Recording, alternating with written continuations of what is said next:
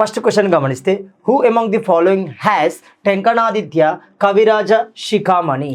So ఈ titles ఎవరికి కలిగి ఉన్నాయి అంటున్నాడు. సో క్రింది వారిలో ఎవరికి టెంకణాదిత్య మరియు కవిరాజ శిఖామణి అనే బిరుదులు కలవు అంటున్నాం. 1 శ్రీపతి పండిత, 2 మంచన కవి, 3 నన్నేచోళుడు, 4 నన్నయ్య అంటున్నాం. ఇక్కడ నన్నయ్య, తిక్కన, ఎర్రన అనే మహాభారతాన్ని ఎందులోకి తెలుగులోకి అనువదించడం జరుగుతుంది. ఇక్కడ అడిగింది ఏంది, టెంకణాదిత్య అంటున్నాం. సో టెంకణాదిత్య అనే టైటిల్ మనకి ఎవరికి కనబడుతుంది, నన్నేచోళునికి కనబడడం జరుగుతుంది. కుమార సంభవాన్ని రాయడం జరుగుతుంది. సో మనకు 1వ క్వశ్చన్కి ఆన్సర్ ఏమవుతుంది, 3 అనేది ఆన్సర్ అవుతుంది. 2వ క్వశ్చన్ గమనిస్తే, మ్యాచ్ ద ఫాలోయింగ్స్ అంటున్నాము. క్రింది వాటిని జతపరచండి అన్నాము. 1 పీపుల్స్, 2 వర్క్స్ ఇచ్చాడు. 1 నన్నయ్య, 2 మల్లికార్జున పండిత, 3 శ్రీపతి పండిత, 4 కృష్ణమాచార్యుడు ఇచ్చాడు. వారికి సంబంధించిన రచనలు ఇచ్చున్నాడు. ఏంటి, శ్రీకర భాష్యం, ప్రభులింగ స్తోత్రాలు, నవనాథ చరిత్ర, సింహగిరి నరహరి వచనాలు అంటున్నాం. ఇక్కడ సింహగిరి నరహరి వచనాలు అనేవి రాసిన వ్యక్తి ఎవరు అంటున్నాడు, కృష్ణమాచార్యుడు అవుతున్నాడు. సో డి అనేది 4లో ఉండాలి. సో డి అనేది 4లో ఉండాలి అంటే ఈ ఆప్షన్ ఎగిరిపోతుంది. 2వది నన్నయ్యని గమనిస్తే, నన్నయ్య రాసింది నవనాథ చరిత్ర రాయడం జరుగుతుంది. సో నన్నయ్య రాసిన రచన ఏమవుతుంది, నవనాథ చరిత్ర అవుతుంది. ఏ అనేది 3లో ఉండాలి. సో ఏ అనేది 3లో ఉన్నది ఏంటిది, ఆప్షన్ మనకి 3లో కనపడుతుంది. ఇది కరెక్టా కాదా. సో B2 ఇచ్చాడు. మల్లికార్జున పండిత ప్రభులింగ స్తోత్రాలు రాయడం జరుగుతుంది. అదేవిధంగా శ్రీపతి పండితుడు శ్రీకర భాష్యాన్ని రాయడం జరుగుతుంది. సో ఇది కరెక్టే అవుతుంది. సో 2వ క్వశ్చన్కి ఆన్సర్ ఏమవుతుంది, 3 అవుతుంది. 3వ క్వశ్చన్ గమనిస్తే, మ్యాచ్ ద ఫాలోయింగ్, కింది వాటిని జతపరచండి అంటున్నాం. ఒక సైడు పర్సన్స్ ఇచ్చాడు, 2వ సైడు టైటిల్స్ ఇవ్వడం జరుగుతుంది. ఇక్కడ గమనిస్తే నన్నేచోళుడు ఇచ్చాడు, పావులూరి మల్లన్న ఇచ్చాడు, నన్నయ్య ఇచ్చాడు, మల్లియ రేచన ఇచ్చాడు. వీరికి సంబంధించిన బిరుదులు టైటిల్స్ ఇచ్చాడు. 1 సరస సాహిత్య విచ్చుకుడు అంటున్నాము, 2 టెంకణాదిత్యుడు అంటున్నాం, 3 వాగమ శాసనుడు అంటున్నాం, 4 శ్రావక భవ రణుడు అంటున్నాం. So this title compared with persons అంటున్నాం, వాళ్ళకు సంబంధించి బిలాంగ్స్ టు చూడాలి.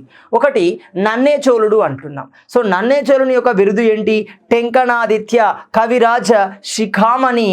ఈ బిరుదులు మనకి నన్నేచోళునికి సంబంధించడం జరుగుతుంది. సో ఎక్కడుంది మనకి క్లియర్గా, టెంకణాదిత్య ఏ అనేది 2లో ఉండాలి. సో ఏ అనేది 2లో ఎక్కడుంది, A4 ఉంది తప్పు, A1 ఉంది తప్పు, A3 ఉంది తప్పు, A2 అనేది ఇక్కడ ఆన్సర్ దొరుకుతుంది. ఇది కరెక్టా.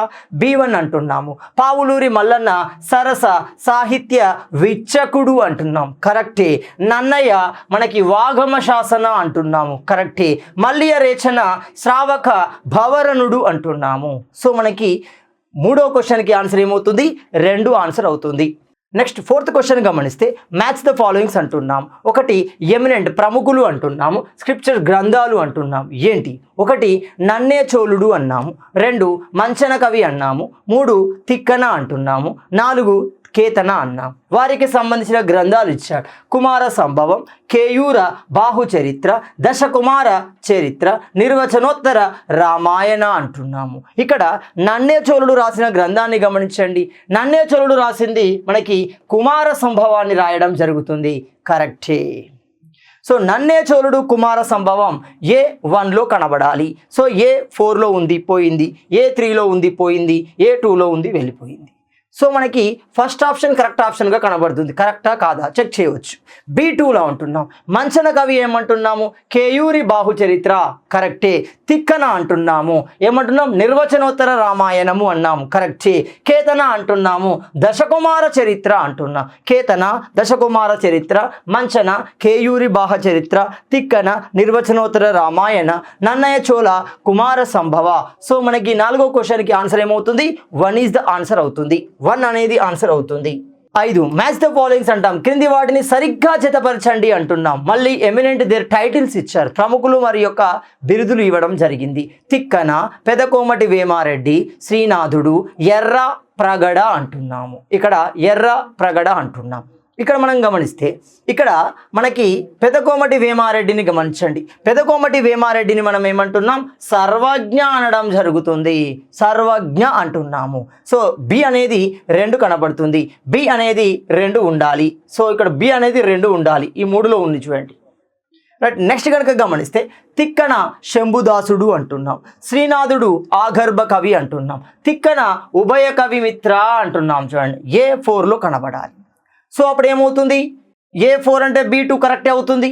C3 అన్నాం. శ్రీనాథుడు ఆగర్భ కవి, ఎర్రా ప్రగడ శంభుదాసుడు అన్నాం. కరెక్టే. మనకేమవుతుంది? 5వ క్వశ్చన్కి ఆన్సర్ ఏమవుతుంది? 4 అవుతుంది. 6వ question, in which of the following inscription trace of the Telugu poetry before Nannaya are found?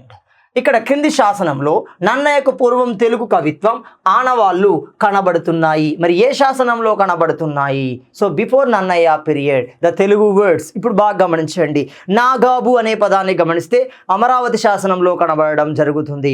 అదేవిధంగా అద్దం, అత్త, పొట్టు ఇలాంటి తెలుగు పదజాలాలు మనకి గాథా సప్తసతిలో కనబడడం జరుగుతుంది. విజయరాచ సంవత్సరం బుల్ అనే పదాలు కూడా కనబడుతున్నాయి చూడండి. ఛందస్సులు కనబడుతున్నాయి చూడండి. అంటే నన్నయ్యకు పూర్వమే కొన్ని తెలుగు పదజాలాలు మనకు కనబడుతున్నాయి. ఇక్కడ అడిగేది అదే, మరి ఏ శాసనంలో కనబడ్డాయి అంటున్నారు.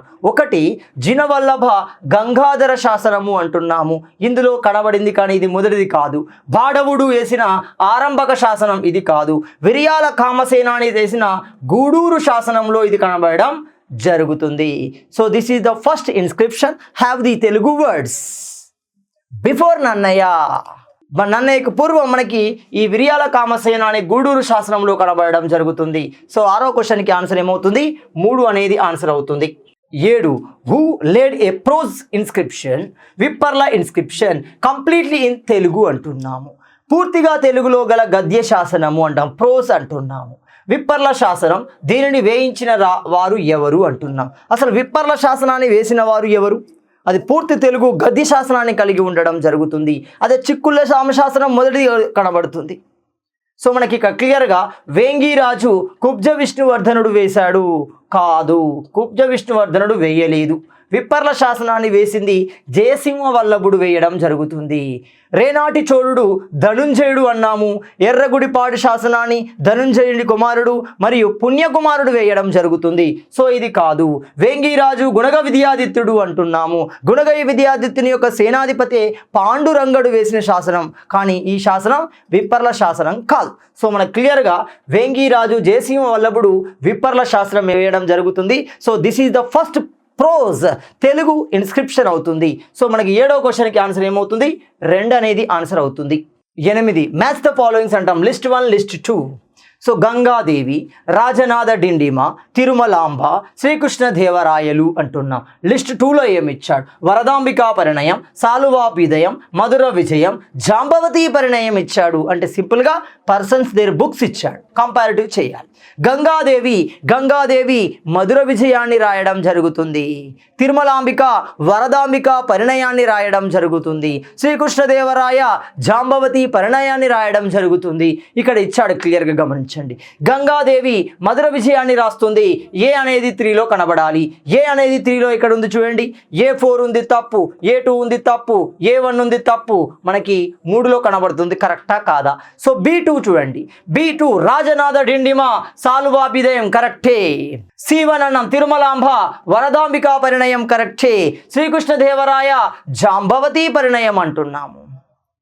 పంచకావ్యాలలో ఒకటైన మనకు విష్ణు చిత్యాన్ని కూడా శ్రీకృష్ణదేవరాయలు తన కుమార్తె అయిన మోహనాంగి సహకారంతో పూర్తి చేయడం జరుగుతుంది. దాన్ని ఆముక్త మాలేదా లేదా విష్ణు చిత్తియా అంటున్నాం చూడండి. సో మనకు క్లియర్గా 8వ క్వశ్చన్కి ఆన్సర్ ఏమవుతుంది? 3 అనేది ఆన్సర్ అవుతుంది. 9 in which of the following inscription is the Telugu poem విజయరాజ సంవత్సరంబుల్ మెన్షన్డ్ అంటున్నాము.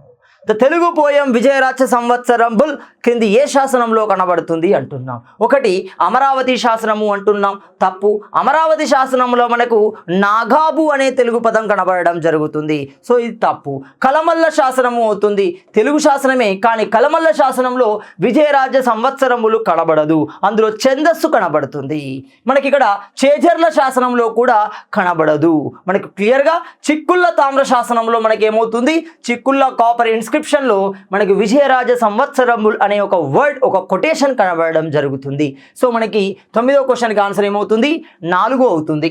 10వది which of the following is the first inscription in Telugu అంటున్నాం. అంటే క్రింద ఇవ్వబడిన శాసనాలలో ఏది తెలుగులో మొట్టమొదటి తెలుగు శాసనంగా పిలువబడుతుంది. ఒకటి ఈవూరు శాసనము అంటున్నాము, the Eevuru inscription. Second one Amaravati inscription. Third one Chikkulla inscription. Fourth one Kalamalla inscription. So Kalamalla inscription is the first inscription in Telugu అవుతుంది.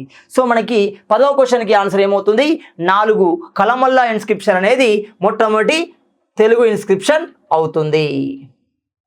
Next 11th. So which of the following is the first Telugu prose inscription found entirely in Telugu అంటున్నాము. కింది వానిలో తెలుగు శాసనం తెలుగులో మొట్టమొదటి గద్యంతో కూడిన పూర్తి తెలుగు శాసనం ఏమవుతుంది అంటున్నాడు. ఒకటి కలమల్లా ఇన్స్క్రిప్షన్ అంటున్నాం. This is the first Telugu inscription. It is not a complete prose. గద్యంతో కూడిన మొట్టమొదటి తెలుగు కాదు ఇది, పూర్తి గద్యంతో కూడిన శాసనం కాదు, ఈ ఊరు శాసనం కాదు. అమరావతి శాసనంలో మనకు నాగాబు వర్డ్ కనబడుతుంది, ఎర్రగుడిపాడు శాసనం అవుతుంది. ఇతడు ధనంజయుని యొక్క కుమారుడు, పుణ్యకుమారుడు. This inscription built by Dhananjaya son Punyakumara. So మనకి 11వ క్వశ్చన్కి ఆన్సర్ ఏమవుతుంది, 4 అనేది ఆన్సర్ అవుతుంది. 12. So in which of the following text do Telugu words అద్దం, అందం, అత్త, పొట్టు అపియర్స్. అద్దం, అందం, అత్త, పొట్టు ఈ 4 రకాల తెలుగు పదజాలాలు కలగబడిన టెక్స్ట్ లేదా బుక్ ఏదవుతుంది అంటున్నాడు. క్రింది వాణిలో ఏ గ్రంథం నందు ఈ పదాలు కనబడుతున్నాయి అన్న. మహాభారతం, భువన విజయం, శివపురాణం, గాథ, సప్త సతి. హాలుడు రాసిన గ్రంథమే గాథ సప్త సతి అవుతుంది. ఇది ఒక సంకలనం అవుతుంది. గాథ, సప్తమి, అష్టమి, నవమి. చూడండి, సప్తమి అష్టమి అంటే 8, అష్ట అంటే 8, సప్తమి అంటే 7. అంటే ఇక్కడ క్లియర్గా ఎవరి కాలంలో శాతవాహన కాలానికి సంబంధించి గ్రామీణ సమాజం, శృంగార జీవితం ఇలాంటి వాటికి సంబంధించిన పద్యాల యొక్క కలయికే గాథ సప్త సతి అవుతుంది. హాలుడు సంకలనం చేయడం జరుగుతుంది. సో ఈ హాలుడు సంకలనం చేసిన గాథ సప్త సతిలోనే ఈ అద్దం, అందం, అత్త, పొట్టు అనే తెలుగు పదాలు కనబడుతున్నాయి. సో 12వ క్వశ్చన్కి ఆన్సర్ ఏమవుతుంది, 4 అవుతుంది. 13. When and by whom Erragudipadu inscription was laid. Erragudipadu శాసనాన్ని ఎవరు ఎప్పుడు వేయించారు అంటున్నాము. ఒకటి రేనాటి చోళ ధనుంజయ సన్ ఈజ్ పుణ్యకుమార అంటున్నాం. రేనాటి చోళుడు ధనుంజయుడు కుమారుడు పుణ్యకుమారుడు వేయడం జరిగింది. ఎస్. రెండోది విష్ణుకుండని రాజు ధనుంజయుడు విష్ణుకుండని రాజ్యానికి చెందినవాడు కాదు. He was belongs to Renati Chola. So Ikshvaku రాజు శాంతబహుళుడు వేసిన శాసనాలు ఇవి కావు.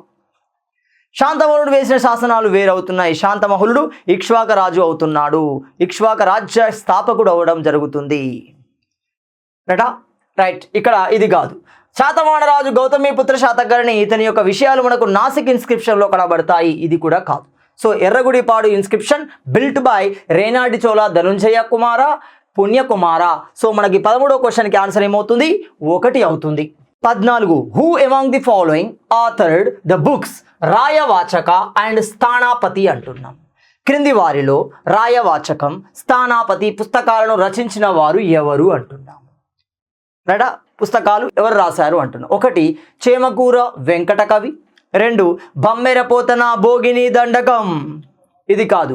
విజయ రాఘవ నాయకుడు, అల్లసాని పెద్దన మను చరిత్ర. సో ఇతడు కాదు, బమ్మెరపోతన కాదు, చేమకూరు వెంకట కవి కావు. విజయ రాఘవ నాయకుడు అనేవాడు మనకి రాయవాచకం, స్థానాపతి గ్రంథాలను రాయడం జరుగుతుంది. సో 14వ క్వశ్చన్కి ఆన్సర్ 3 అవుతుంది. నెక్స్ట్ 15 మ్యాచ్ ద ఫాలోయింగ్, కింది వాటిని జతపరచండి అంటున్నాం.